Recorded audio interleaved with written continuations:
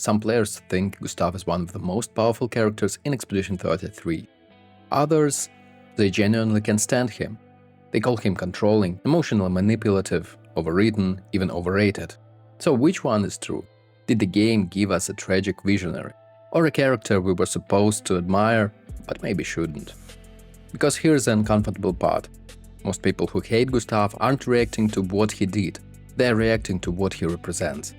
Let's talk about why some players hate Gustave and whether they're completely wrong.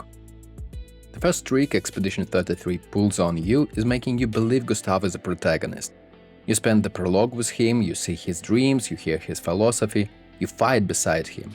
He has emotional weight, he has a voice performance, he has a quote that fans repeat like a mantra.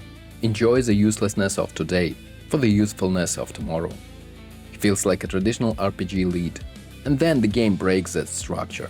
He doesn't get to a full arc, he doesn't unlock his full skill tree, he doesn't finish becoming what he could have been. He literally has skills you will never unlock. That is not accidental design. That is narrative grief built into gameplay. You feel his absence mechanically. You're down a slot. The party feels incomplete. He's lost a hole that cannot be filled. This is genius storytelling. But here is the catch: when you build someone up as an emotional anchor and then remove them early, some players don't feel grief, they feel betrayal. Let's talk about the main Gustave criticism. The world that kept appearing, controlling, specifically toward Mael. Some people see Gustave's protectiveness as overbearing. And here's where interpretation splits. Because other players immediately push back. He's her guardian, the expedition has a near zero survival rate. He's trying to keep her alive. Those two readings come from the same scenes, but they are filtered through different lenses. If you view Gustave as a substitute father figure in a deathmatch scenario, his behavior feels loving. If you view Mael as an autonomous adult, being emotionally restricted, it feels suffocating. And the Expedition 33 game never explicitly tells you which reading is correct. It lets you sit with that discomfort, which is brave, but also risky. Because players project their own experiences onto characters. Someone who has experienced overbearing authority may see red flags. Someone who had experienced loss may see protection. That is not bad writing, that is complicated writing, but complexity always creates friction. Another major source of frustration is that players expected him to come back, and not just casually. They were waiting for it. Some were convinced the developers would revive him in Act 3, because that is what games usually do.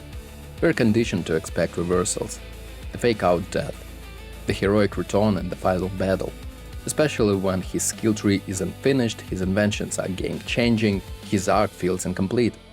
But Expedition 33 refuses a cliché. And that refusal is what makes some players respect the writing, and others resent it.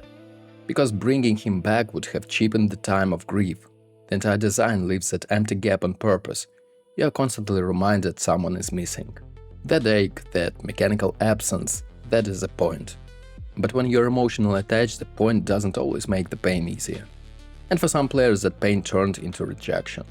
Not of the writing, but of Gustave himself. There is another uncomfortable truth. When Gustave dies, you actually don't lose him. You are handed Verso.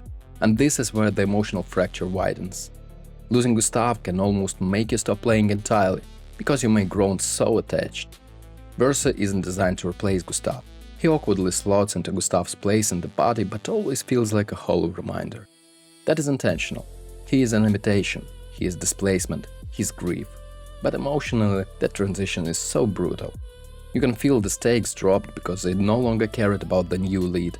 And here's the key insight. When story asks you to transfer attachment, not everyone can. If you bonded deeply with Gustave, Verso feels like a stranger in your home. But if you never bonded with Gustave, the transition feels fine. That is why reactions are so polarized. It's not just about writing quality, it's about emotional investment timing. Now we get to the real question. Are the players who hate Gustave wrong? No, but they might be reacting to something deeper that they realize. Gustave is not written to be universally charming. He's awkward, reserved, protective, sometimes blunt.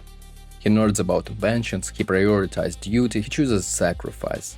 He's idealistic, reportedly based on the lead writer's own idealism. And idealism can be considered beautiful or naive. Protectiveness can read as loving or controlling. Self-sacrifice can read as noble or emotionally manipulative. The brilliance of Gustave isn't that he is perfect, it's that he is interpretable. And the fact that some players despise him while others call him the best character they've ever played is not a flaw, that's impact. The real tragedy of Gustave isn't just that he dies, it's that he dies unfinished, unmaxed, unresolved, like real people do. He doesn't get to become everything he could have been, he doesn't unlock all his potential, and that is why he lingers. Because in games we're used to completion, we're used to the arc closing, we're used to usefulness being rewarded, and Gustave leaves you with something far more uncomfortable, what could have been. And whether that makes you love him or hate him means the character worked. Tomorrow comes, but for Gustave it didn't. And that is exactly why we're still talking about him. Thanks for watching, hit that like button, subscribe for more Expedition lore and guide videos, and be strong to your own journey to the painter's